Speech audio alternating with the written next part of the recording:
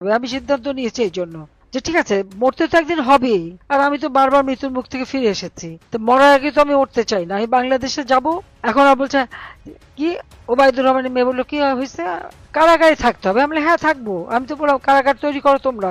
আমাদের 4.5 লক্ষ, আমি সমস্ত একেবারে ইউনিয়ন ওয়ার্ডের নেতাকর্মী পর্যন্ত মামলার আসামি, এই সমস্ত হিসাব করে এ পর্যন্ত আমি পেয়েছি যে আমাদের আসামি, এজাহারভুক্ত আসামি হচ্ছে আওয়ামী লীগের 4.5 লক্ষ। আর অজ্ঞাতনামা যে সংখ্যাগুলি দিয়েছে, যতগুলি মামলা পেয়েছি সেটা হিসাব করে দেখা গেলো অজ্ঞাতনামায় 8 লক্ষের মতো আছে। তাই 8 লক্ষ অজ্ঞাতনামা মানে আমাদের সব নেতারাই পড়বে, যারা যখন ধরবে তাকে দেবে। তার মানে এই 8 লক্ষ আর 4.5 লক্ষ সবাই রেডি থাকবে, একসাথে আমরা সারেন্ডার করব।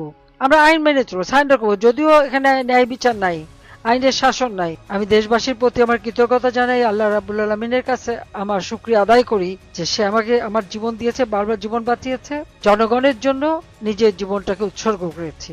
ইনশাআল্লাহ বাংলাদেশের মানুষের জীবনে আবার সুদিন ফিরে আসবে, এটাই আমার দৃঢ় বিশ্বাস। আমি এটুকু বলবো যে একবার যখন জন্মেছি মরতে তো হবেই, জন্মিলে মরিতে হবে, অমরকে কথা হবে, চিরস্থির কবে নির হায়রে জীবন না দে। তো জন্মালে তো মরতেই হবে, তা কাজে আমি দেশেই ফিরবো, সেটি আমার সিদ্ধান্ত।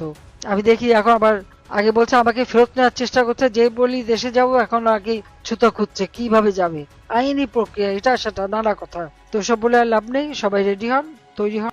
আজকে এই শত প্রতিকূল মধ্যেও জনগণ আমাদের পাশে আছে। আজকে গোপালগঞ্জে যেভাবে আবার বৃদ্ধ বনিতা, নারী, পুরুষ, শিশু তারা পর্যন্ত নেমে গিয়েছিল যখন জাতির পিতা বঙ্গবন্ধুর সম্পর্কে এরা বাজে কথা বলেছিল, অপমানজনক কথা বলেছিল।